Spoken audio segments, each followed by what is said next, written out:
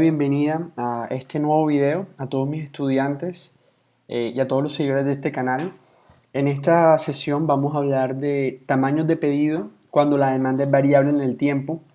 Uno de los supuestos más fuertes que tiene el modelo EOQ o el modelo de cantidad económica de pedido es que ese modelo asume que la demanda que experimenta una empresa es constante o se mantiene a un nivel, lo cual, como nos vamos a dar cuenta, no siempre es el caso. Entonces, debido a estas limitaciones del modelo EOQ, en cuanto al supuesto de demanda constante, nosotros sabemos que incluso la misma empresa puede tener algunos productos con una demanda relativamente constante, pero va a tener otros productos los cuales puede tener estacionalidades o picos de demanda o valles en ciertos momentos del año. De tal forma que ese supuesto hace que el modelo EOQ falle en estos escenarios. Por ejemplo, quiero que contrastemos estas dos demandas.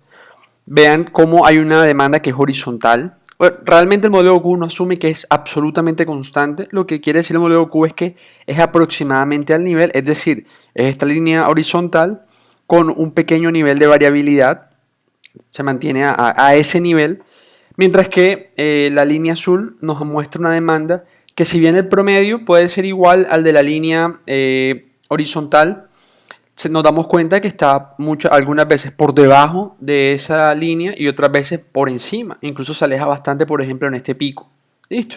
Esto nos refleja estacionalidades. Entonces, cuando la demanda de un producto o de varios productos o de una familia de productos experimenta esta variación en el tiempo, claramente el modelo EOQ no es la herramienta correcta a ser utilizada para encontrar el tamaño de pedido, sino que debemos acudir a otras herramientas. Ahora, ¿qué supuestos vamos a tener a lo largo de esta presentación y en los modelos que vamos a discutir? Bueno, el primer supuesto es que la demanda es conocida, es decir, existe un pronóstico de demanda o conocemos con anticipación lo que el cliente quiere o requiere en periodos futuros. ¿Listo? Entonces, este es un supuesto muy común. De hecho, el EOQ también asume lo mismo, que la demanda es conocida. Entonces, digamos que no es un supuesto fuerte. El segundo supuesto es que la demanda se debe abastecer de forma completa. De otra manera, no vamos a tener faltantes en ningún periodo. No vamos a considerar descuentos y tasas de inflación en los modelos que vamos a discutir en este video. Sin embargo, sí se pueden adaptar estos modelos para esos escenarios. El cuarto supuesto es que el tiempo de reabastecimiento o el lead time es conocido, es decir, es determinado y conocido de tal forma que si sabemos que mi proveedor se demora 2 días en reabastecernos, entonces debemos liberar los pedidos 2 días antes para poder contar con la mercancía que queremos pedir. Sin embargo, quiero hacer un comentario muy importante, y es que no vamos a trabajar MRP en esta presentación o la planeación de requerimiento de materiales. Es decir, nos vamos a enfocar exclusivamente en calcular el tamaño de pedido. En cuándo liberar los pedidos, ya esa es otra herramienta que es sencilla de implementar una vez sabemos cuánto pedir, pero no es el objetivo de esta presentación. Y el último supuesto es que los costos de inventario se consideran para las unidades al final de cada periodo.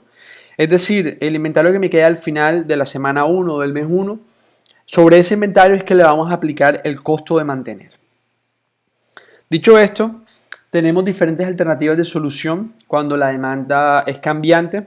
La primera es continuar con el modelo EOQ, pero como ya previamente lo hemos dicho, el error va a ser alto. Es decir, no es una buena política cuando la demanda tiene alta variabilidad o tiene picos de demanda, como lo vimos en las diapositivas anteriores. Sin embargo, más adelante vamos a ver un indicador que nos permite decidir si debemos aplicar el modelo EOQ o debemos aplicar alguna otra herramienta. La segunda alternativa de solución es un modelo matemático, programación dinámica o programación entera. Bueno, las ventajas de estos modelos es que nos dan la solución óptima.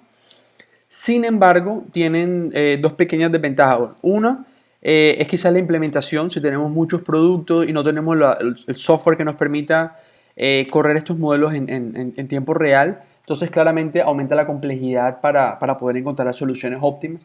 Y el segundo problema, que quizás es el más relevante, es que el horizonte de planeación, y en las empresas ocurre muy frecuente, se va corriendo. Es decir, vamos a hacer la planeación para estos 12 meses, pero en la medida que ya vamos por el sexto mes, ya conocemos 6 meses más. Entonces, el modelo de optimización falla en ese sentido. Es decir, él encontró la solución para los primeros 12 meses, si aparecen 6 meses después, ya estos modelos, digamos que nos dan la solución que no necesariamente es la óptima. Entonces, sí, repito, si tenemos 12 meses y encontramos la solución óptima, nada más para esos 12 meses, este modelo nos da la solución óptima. Pero si trabajamos en un escenario en el que van apareciendo nuevos periodos de demanda, entonces este modelo no necesariamente nos va a dar el óptimo. De hecho, experimentalmente se ha demostrado que algunos métodos heurísticos responden mejor a este escenario en el que se va conociendo nueva información de demanda. La tercera alternativa de solución, y de hecho en la que más nos vamos a enfocar en este video, son los métodos heurísticos. Vamos a ver diferentes reglas, diferentes algoritmos de decisión para definir el tamaño de pedido. Muy bien, entonces, ¿cómo saber si la demanda es variable o no? Este es un indicador propuesto en el libro de Silver, lo van a encontrar en las referencias de esta presentación. Lo llama el coeficiente de variabilidad. Importante, no hay que confundirlo con el coeficiente de variación. Recuerden que el coeficiente de variación, o CB, es desviación estándar dividido sobre la demanda promedio, mientras que este coeficiente de variabilidad es varianza, o sea, es decir, la desviación estándar al cuadrado, dividido sobre la demanda al cuadrado. Es una métrica adimensional y nos da también una noción de qué tanta dispersión tienen los datos. Ahora, de forma experimental, los autores sugieren que si este coeficiente es menor que 0.2, entonces se puede utilizar el modelo EOQ sin ningún problema. ¿Listo? Es decir, no hay mucha variabilidad en la demanda. Pero si por el contrario, este coeficiente de variabilidad es mayor o igual a 0.2, entonces es mejor utilizar un método heurístico que nos va a proporcionar una mejor solución.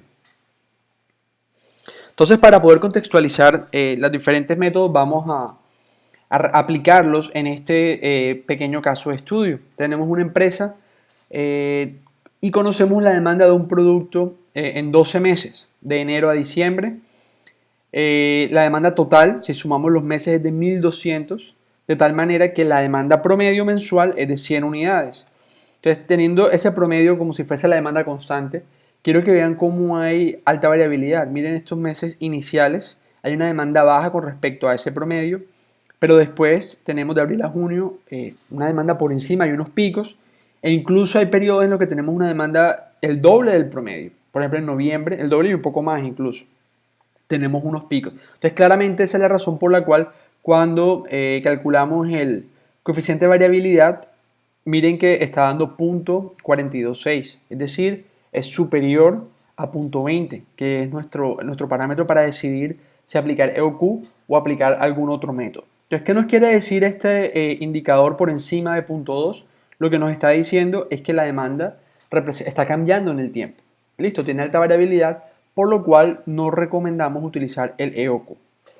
Entonces, otra información adicional, el costo de un pedido, el costo de pedir, algunos libros lo utilizan la letra S, es lo mismo, es decir, cada vez que hacemos un pedido el costo es 54 unidades monetarias, el costo del producto es 20 unidades monetarias por caja y el costo de mantener es un 2% anual. Listo, este es el costo de inventario que se lo vamos a aplicar a las unidades que queden en el inventario final. Ok, entonces en la política actual de esta empresa realiza pedidos para la demanda de 3 meses. Cada vez que piden para poder abastecer la demanda de 3 meses. Entonces vamos a ver los costos de esa política actual. Entonces tenemos los 12 meses, el inventario inicial lo asumimos que es 0 para todos los escenarios y en general es así a menos que claramente nos digan lo contrario. El reabastecimiento se refiere a cuánto se va a pedir. De hecho, lo marcamos en otro color para que se sepa que esa es la decisión que tomamos. Los requerimientos es la demanda. Si ustedes van a la diapositiva anterior, van a ver los mismos valores. Y el inventario final tiene en cuenta el inventario inicial que se traía, más el reabastecimiento, o sea, es decir, lo que pedimos para ese periodo que llega, menos los requerimientos. Listo. Entonces, como sabemos, vamos a hacer pedidos para 3 meses. Esa es la política actual de la empresa. Empezamos. Entonces, para el primer periodo no hay inventario. Entonces, sabemos que hay que pedir para la demanda de 3 meses. De tal forma que sumamos estas demandas del mes 1, 2 y 3. Y de esta forma es que obtenemos el 84, que está acá. Listo. Es un reabastecimiento de 84 unidades. Permite que la empresa cumpla con la demanda de estos 3 periodos. Entonces, hay un inventario, el inventario final del primer mes es 74, es 84 menos 10. Este inventario final del mes 1 se convierte en el inventario inicial del mes 2. No se hace pedido porque recuerden que es cada 3 meses. Entonces, el requerimiento es 62. Entonces, hay un inventario de 74. Cuando se resta, queda al final 12 unidades, las cuales se arrastran como el inventario inicial del mes siguiente. No se hace pedido, cada 3 meses recuerden, y los requerimientos son 12, de tal forma que el inventario al final del mes 3 es 0. Entonces, ahora que llegamos al mes 4 se debe pedir nuevamente para 3 periodos de demanda, es decir, se debe agregar la demanda del periodo 4, 5 y 6, sumar 130, 154 y 126, ahí obtenemos el 413. Entonces la dinámica continúa hasta que se cumple la demanda de los 12 periodos. Noten que el inventario final, al final de nuestro periodo de nuestro horizonte de planeación, es igual a 0. No tiene sentido pedir más de eso si la demanda es conocida, claramente. Entonces, hemos realizado bajo este escenario 4 pedidos. ¿Listo? Entonces, cuando calculamos los costos, el costo de pedir, sabemos que es 54 unidades monetarias por cada pedido, pero estamos realizando 4 pedidos, 1, 2, 3, 4. Entonces lo multiplicamos por 4, eso nos da 216 unidades monetarias.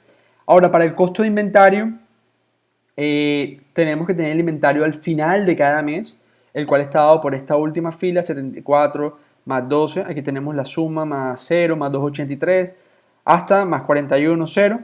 Entonces lo multiplicamos por el costo de mantener una sola unidad, que es 20, que es el costo del producto, multiplicado por el costo de mantener mensual, que es del 2%. ¿Listo? Es importante que tengamos en cuenta que el inventario aquí está, este inventario es mensual, por lo tal este porcentaje también es mensual. ¿Listo? Hay que ser consistentes en esa unidad de tiempo. Como de igual forma cuando calculábamos el Q, la demanda que utilizábamos debía estar en la misma unidad que H, de igual forma aquí. Entonces, cuando sumamos estos dos costos, obtenemos que el costo total bajo esta política es de 663.20 unidades monetarias. ¿Listo? Entonces, más adelante vamos a comparar este costo con el costo de las otras políticas. Esta es la primera política, que es la que están utilizando actualmente. Entonces, ahora vamos a trabajar con el EOQ, pero es una versión un poco ajustada al caso cuando tenemos una demanda variable en el tiempo. ¿Cómo así? Bueno, en este nuevo enfoque se calcula el EOQ, o sea, de igual forma aplicamos la fórmula de la raíz cuadrada, 2DA sobre HC. Paso 2. Se agrega la demanda hasta el periodo J, que es cuando se excede el valor del EOQ. ¿Cómo así? Empezamos con la demanda del primer periodo. Si esa demanda es menor que el EOQ, entonces le sumamos la demanda del segundo periodo. Si es menor que el EOQ, ese acumulado, le sumamos la demanda del tercer periodo. Y si excede el EOQ, entonces pasamos a nuestro siguiente paso. En este siguiente paso, ahora hay que comparar cuánto vamos a pedir. Si pedimos hasta el periodo J o si pedimos hasta el periodo J-1, es decir, el periodo anterior, antes de que se excediera el EOQ en ese acumulado. Ahora mismo esto puede sonar un poco confuso, sin embargo, ahora que veamos el ejemplo, esto va a quedar un poco más claro.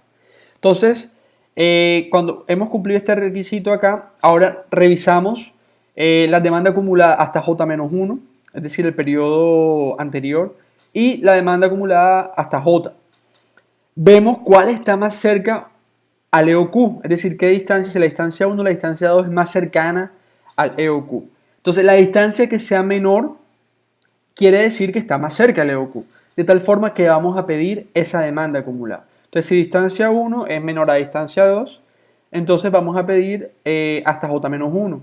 Si no, es decir, si ocurre lo contrario, vamos a pedir hasta J. Entonces, esto se repite hasta que hemos garantizado que cumplimos con la demanda de todos los periodos. Ahora, este algoritmo que hemos descrito, vamos a ver cómo se operacionaliza y estoy seguro que va a ser más claro para todos ustedes. Entonces empezamos. Los requerimientos son los mismos que teníamos previamente. La misma demanda, el inventario inicial es 0. Entonces, primer paso, calculamos el EOQ. ¿Listo?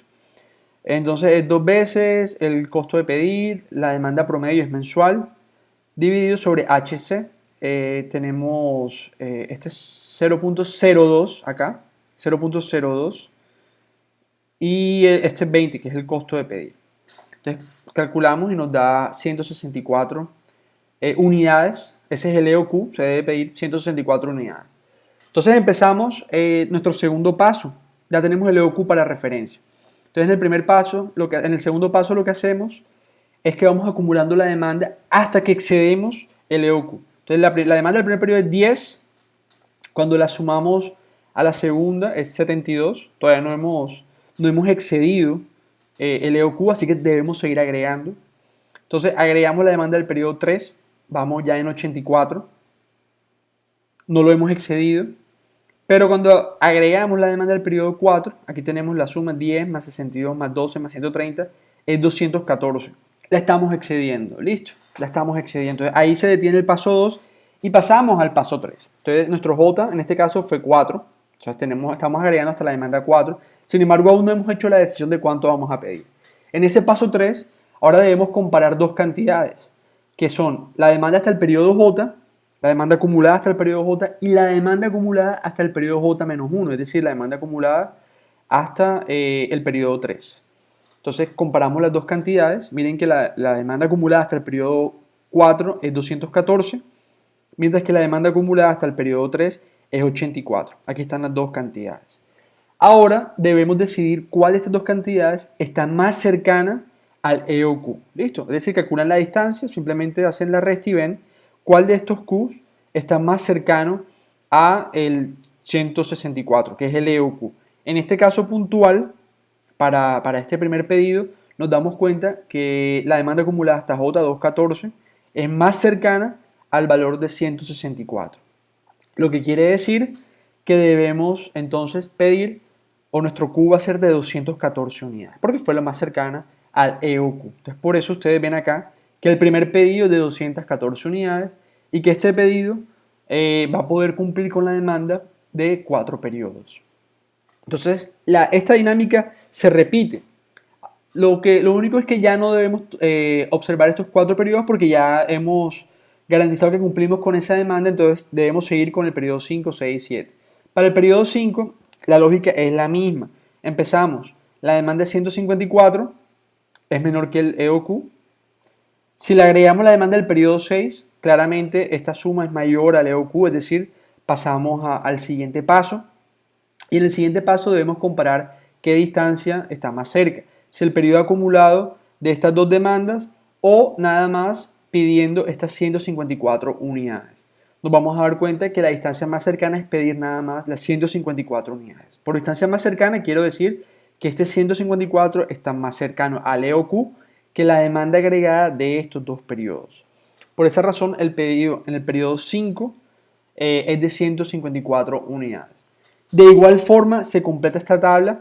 Para mayores cálculos y detalles en cómo se llena esta tabla y las tablas siguientes de las otras heurísticas que vamos a discutir, los invito a que revisen el archivo de Excel que va a estar en la parte inferior de este video para las personas en YouTube. Para mis estudiantes lo van a encontrar en el aula virtual. Muy bien, entonces una vez hemos encontrado cuánto se pide en cada periodo basado en la lógica del EOQ, entonces pasamos a calcular los costos. El costo de pedir, contamos el número de pedidos: 1, 2, 3, 4, 5, 6, 7, 8 pedidos. Por eso el costo de pedir es 54 unidades monetarias, que es un solo pedido por 8, nos da 432. Y el costo del inventario, sumamos el inventario final y lo multiplicamos por el costo de mantener una unidad en inventario por un mes, que es 20 unidades monetarias multiplicado por el 0.02. Recuerden que aquí también es 0.02. Muy bien. Entonces, encontramos que el costo total para esta política del EOQ es 643 unidades monetarias. De hecho, es mayor que la política anterior. Perdón, es menor 20 unidades monetarias. Lo vamos a comparar posterior, al final vamos a comparar todas, ¿listo? Entonces, no es necesario que se aprendan esos valores. Entonces, la tercera política que vamos a discutir es basada en el EOQ, pero es un poco diferente. Se conoce como el POQ. Esto es por lo que quiere decir las palabras en inglés, es Periodic Order Quantity, o una cantidad, o es como la cantidad periódica de pedido, lo que quiere decir. Entonces se calcula el EOQ en unidades de tiempo. ¿Cómo así? Recuerden que EOQ es una cantidad de unidades.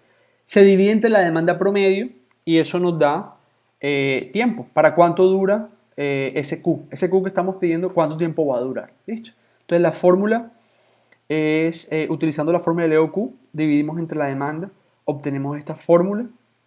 Es sencilla, recuerden que la fórmula del EOQ es 2AD sobre HC, pero cuando tenemos dividimos entre la demanda y metemos la demanda a la raíz, entra como D cuadrado, por eso se simplifica con el D de arriba. ¿Listo? Y nos queda esta ecuación de acá. Entonces, la regla general es que cuando calculemos el T, este T nos va a dar en decimales muy probablemente, así que lo debemos aproximar al valor entero más cercano. Si nos dio 1.7, va a ser 2. Nos dio 2.4, va a ser 2 otra vez, porque está el más cercano. Ahora, si el valor decimal es menor que 1, por ejemplo nos da 0.4, el entero más cercano es 0, pero no tiene sentido obviamente aproximarlo a 0 porque si no, no haríamos pedidos.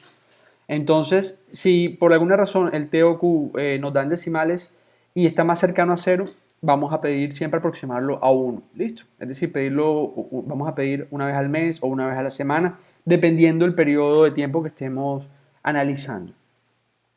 Entonces, para nuestro mismo ejemplo, tenemos la misma demanda. Vamos a aplicar ahora esta política de LEOQ, pero en unidades de tiempo. Entonces, empezamos. Nuestro inventario inicial es 0.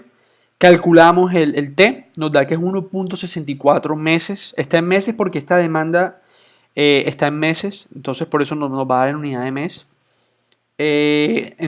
Sabemos que lo debemos aproximar al entero más cercano. En este caso el entero más cercano es 2 meses, de tal forma que se van a hacer pedidos cada 2 meses. Esta es una política estática. Por estática quiero decir que una vez se ha encontrado este tiempo óptimo, bajo este esquema, este tiempo se mantiene, es decir, se va a pedir durante todo el horizonte de planeación cada T unidades de tiempo. Ese T no varía de acuerdo a esta política. Más adelante vamos a discutir otras políticas en las que T sí varía. Entonces, sabemos que pedimos para cumplir con la demanda de 2 periodos, de tal forma que nuestro primer pedido es 72 unidades. ¿Por qué? Porque miren que cumple con la demanda del periodo 1 y el periodo 2. La misma dinámica ocurre cuando estamos en el mes 3. Pedimos para cumplir con la demanda del mes 3 y el mes 4, dos periodos de tiempo, 12 más 130 nos da 142. Se continúa hasta que se cumpla la demanda del último periodo. Recuerden que no hay faltantes. El inventario final es 0. Entonces ya ahora procedemos a calcular los costos. Sabemos que pedimos cada 2 meses, por eso hay 6 pedidos. 1, 2, 3, 4, 5, 6. El costo de pedir es 54 por 6 pedidos. Y el costo de inventario es la suma del inventario final mensual multiplicado por el costo de mantener una unidad en inventario mensualmente. ¿Listo? Miren que este costo es inferior a los dos anteriores, es de 553.6. De hecho, ha sido confirmado experimentalmente que cuando la demanda es variable en el tiempo, esta política en general es mejor que la política del EOQ en unidades. Entonces, esto es una buena, digamos que es un buen primer paso para mejorar resultados. Sin embargo, claramente estos son métodos heurísticos, no necesariamente te dan la solución óptima. La cuarta política que vamos a discutir es una política muy sencilla, lot for lot o lote por lote. Lo que quiere decir es que cada periodo se pide para cumplir con la demanda de ese periodo.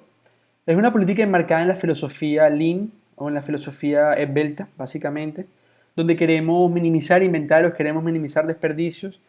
Esta es una buena política cuando el costo de pedir es bajo, porque miren que el número de pedidos es alto, porque cada periodo pedimos, de tal forma que tenemos 12 pedidos.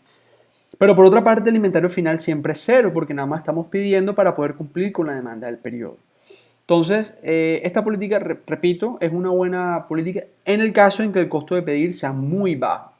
Si ese no es el caso, claramente entonces los costos totales van a ser muy altos. En este caso puntual de este ejemplo, recuerden que no podemos generalizar a partir de un ejemplo. Sin embargo, lo estamos utilizando para ver las virtudes y quizás los problemas que pueda tener cada una de estas heurísticas. Entonces miren que el costo de pedir es 54 por los 12 pedidos que se hacen y el costo de inventario es cero. En este caso puntual, el costo es de 648 unidades monetarias. Pasamos a una heurística que fue propuesta por los autores del texto de referencia principal para este video. Lo encuentran en la sección de referencias. Se conoce como la heurística Silvermeal, que permite calcular un t, pero este t es variable en el tiempo. Vamos a comentar en detalles acá. Entonces miren, la variable de decisión aquí va a ser el tiempo de reabastecimiento. Es decir, ¿para cuánto tiempo vamos a pedir? Si vamos a pedir para un mes, para 2 meses o para una semana o 2 semanas, dependiendo la unidad de referencia que estemos utilizando.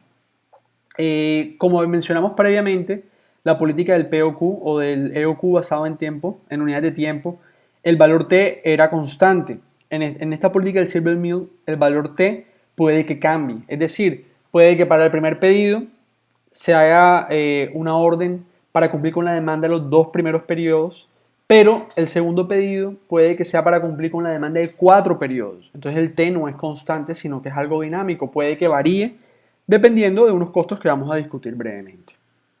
Entonces, el costo total durante el periodo T, o el periodo que vamos a reabastecer, lo denotamos como el TRC, el costo relevante, el costo total relevante, o Total Relevant Cost, para un T.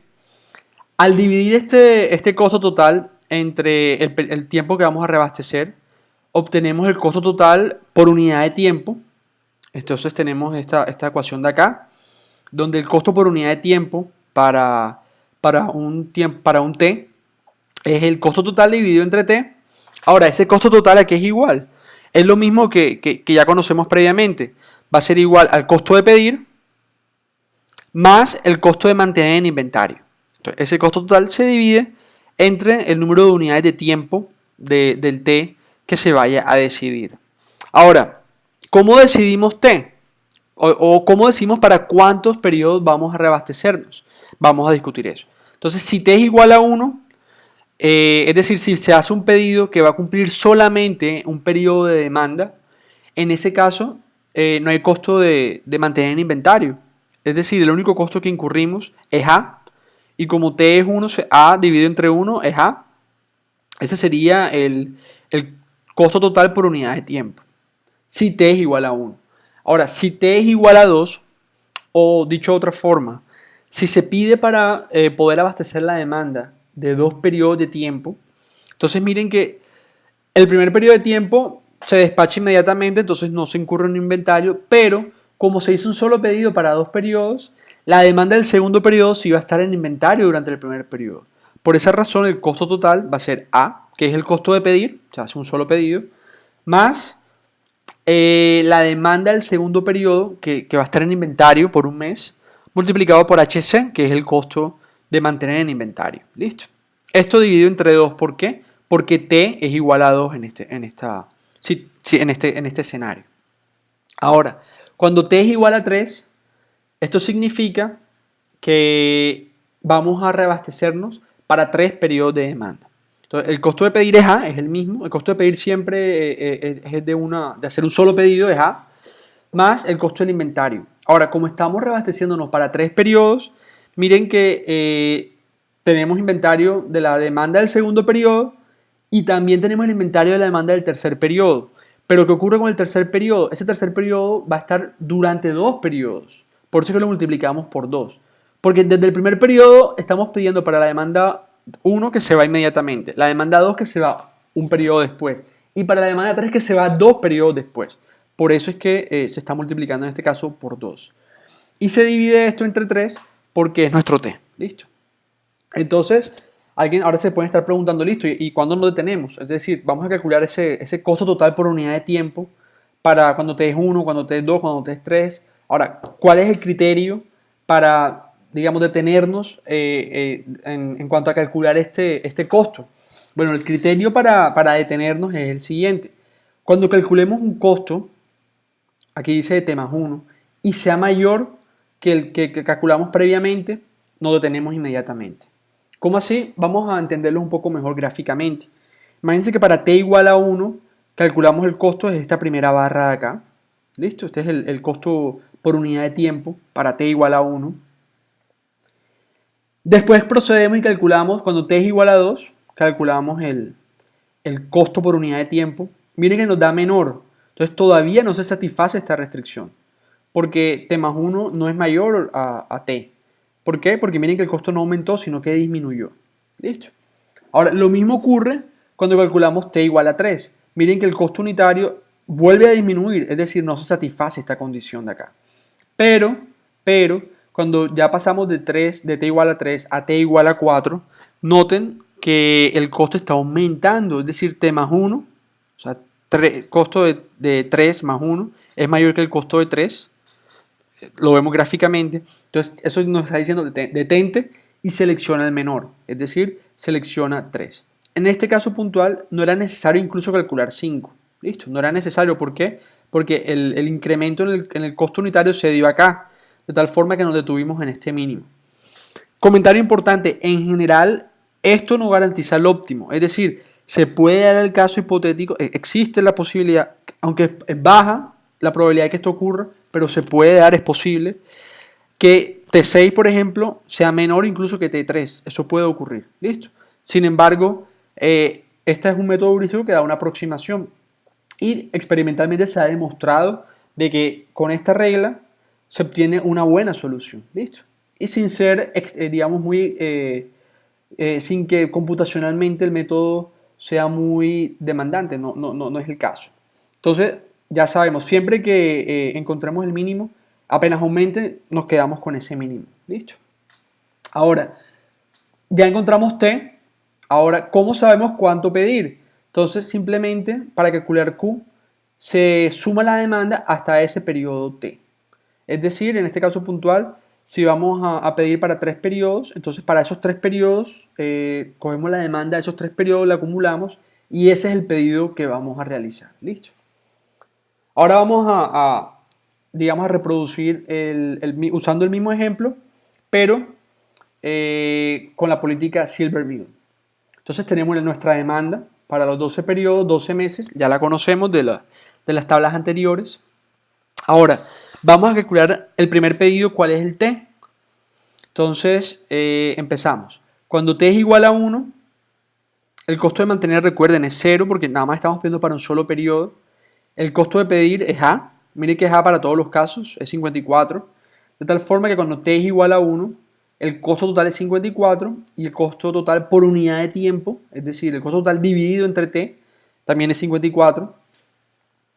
Pasamos al siguiente T. Cuando T igual a 2, miren que ya hay un mes de inventario. Entonces, el costo de pedir es 54 y el costo de mantener, ¿de dónde sale? Recuerden que estamos pidiendo para dos, en un solo pedido estamos pidiendo para 2 periodos de tiempo. Eso es lo que significa T igual a 2. De tal forma que estamos pidiendo 10 más 62 en ese escenario. Eso es 72. Pero entonces, estos 10 no ocurren en el inventario, no hay un costo de inventario porque se van en el primer mes. Pero como el primer mes estamos pidiendo 62, entonces estas 62 van a estar acá en el inventario final. De tal forma que hay que pagar un costo por esas unidades. ¿Listo? De ahí sale este 24.8. Va a ser las 62 unidades multiplicadas por el 2%, multiplicadas por los 20 unidades monetarias. ¿Listo? Se suma el costo total y se divide entre T, lo cual nos da el costo total por unidad de tiempo. Miren que se está disminuyendo de tal forma que debemos continuar calculando, aumentando T. ¿Listo? A medida que se siga disminuyendo esto, hay que continuar. Apenas aumente, nos detenemos. Entonces llegamos al periodo 3, cuando calculamos el periodo, cuando un reabastecimiento para 3 periodos de demanda, el costo de pedir es 54, hacemos un solo pedido, pero ahora estamos incurriendo en inventario de estas dos cantidades, de 62 y el 12, Entonces, esta 62, como estamos pidiendo para 3 periodos en un solo pedido, tenemos estas 62 unidades por un mes, mientras que estas 12 van a estar por 2 meses. ¿Listo? Por eso es que el costo de inventario, miren que aumenta un poco. Encontramos el costo total, que es la suma del costo de pedir y costo de mantener, y el costo total por unidad de tiempo es el total dividido entre el T, entre 3, en este caso nos da 29.47, y miren que ha seguido disminuyendo. Entonces, como todo, en general no sabemos si ese es el óptimo, debemos calcular el siguiente. Entonces, cuando para T igual a 4, es decir, pedir para 4 periodos, entonces el costo de mantener, miren que aumenta considerablemente. El costo de pedir sí se mantiene igual porque es un solo pedido en ese caso. El costo total es 269 y este es el costo unitario por unidad de tiempo, quiero decir. Entonces nos da, miren que hay mayor. Es decir, ya no está bajando este costo, sino que ya aumentó. Entonces, de acuerdo al criterio que tenemos en nuestro algoritmo, debemos detenernos y seleccionar el mínimo. En este caso, el mínimo esté igual a 3. Entonces, ¿qué quiere decir esto? Que el primer pedido que se va a realizar va a ser para cumplir la demanda de 3 meses. Eso es lo que significa. Entonces, calculamos la demanda de los 3 meses. En este caso son los 3 primeros meses. Entonces la sumamos 10 más 62 más 12. De tal forma que el primer pedido que se hace es de 84 unidades y que permite cumplir la demanda de los 3 primeros meses. Ahora hay que continuar porque recuerden que esa demanda solo cumple estos 3 primeros meses, pero nosotros debemos garantizar de que se cumpla la demanda de 12 meses. Entonces, nuestro primer pedido tiene un T igual a 3. Ahora hay que calcular el T para el segundo pedido. Entonces continuamos. Miren que removemos la demanda del mes 1, 2 y 3 porque ya digamos que hemos sido, de acuerdo a la tabla anterior, como ya pedimos para poder abastecer esos 3 meses, ya no son parte de nuestro análisis. Nos falta abastecer estos 8 meses restantes. Entonces, seguimos, no son 8, en realidad son 9. Listo. Entonces seguimos. Ahora hay que calcular nuevamente T. Entonces, tenemos que cuando T es igual a 1, el costo de pedir es 54. Ya lo sabemos, no hay costo de mantener cuando T es igual a 1. Entonces, el costo unitario es 54 también. 54 entre 1. Cuando T aumenta a 2, en ese caso significa que vamos a pedir para el mes 4 y 5, 130 más 154. Entonces el costo de pedir es el mismo, 54 unidades monetarias, pero hay un costo de mantener, ¿listo? Que es 61.6 en este caso. Calculamos el costo total y se divide entre T, entre 2, pero miren que aumentó. Entonces, al saber que aumentó inmediatamente, nos quedamos con el menor. Aquí les presento el cálculo de T3 simplemente por fines didácticos, pero ustedes cuando están haciendo el cálculo de este T no es necesario estimar T3. ¿Por qué? Porque de acuerdo al criterio de cuándo detener la heurística, miren que se cumple aquí. Ya está aumentando el costo unitario por unidad de tiempo. De tal forma que no tiene sentido continuar calculando para 3, 4 o 5. Entonces, para el segundo pedido va a utilizar un T igual a 1. ¿Qué quiere decir T igual a 1? Simplemente que se pide para un solo periodo de demanda. En este caso, como estamos ubicados en el mes 4, quiere decir que vamos a pedir 130 cajas. Entonces ya sabemos que el primer pedido es 84, lo calculamos en la diapositiva anterior. El segundo pedido es 130. Miren cómo T está cambiando. El primer T fue para 3 unidades de 3 meses, 3 unidades de tiempo, mientras que el segundo T es para un solo mes. Entonces, no es una, como les mencionaba previamente, no es una política estática en la que T es constante, sino que podemos hacer pedidos utilizando diferentes T. Todo depende del costo. Entonces, continuamos con esta misma dinámica hasta que diligenciamos toda esta tabla, es decir, hasta que garantizamos que se cumple con la demanda de los 12 periodos. Repito, si quieren ver los cálculos detallados de tercer pedido, cuarto pedido y quinto pedido, los invito a revisar el archivo en Excel que tiene, digamos, esos pasos detallados. Entonces ahora procedemos a calcular el costo total. Hay 1, 2, 3, 4, 5, 6, 7 pedidos, 54 por 7. Calculamos también el costo de inventario, se suma el inventario final y se multiplica por el costo de mantener en inventario cada mes, una unidad de 20 por 0.02. Entonces nos da que el costo total de acuerdo a esta política Silver Mill es de 501.20, lo cual es la menor. Y de hecho coincide, para este caso puntual, coincide con la solución óptima si se aplica un algoritmo en entornos dinámicos o un modelo matemático de programación entera. Comparando los costos, vemos, como ya lo acabamos de describir, que Silver Mill tiene el menor costo. El mayor costo se da con la política actual de los 3 meses, es una política que no tiene en cuenta los costos básicamente. Miren que el segundo mayor costo lo da el lote por lote, después el EOQ, y el EOQ en unidades de tiempo nos da el segundo mejor costo. Listo, el segundo menor costo.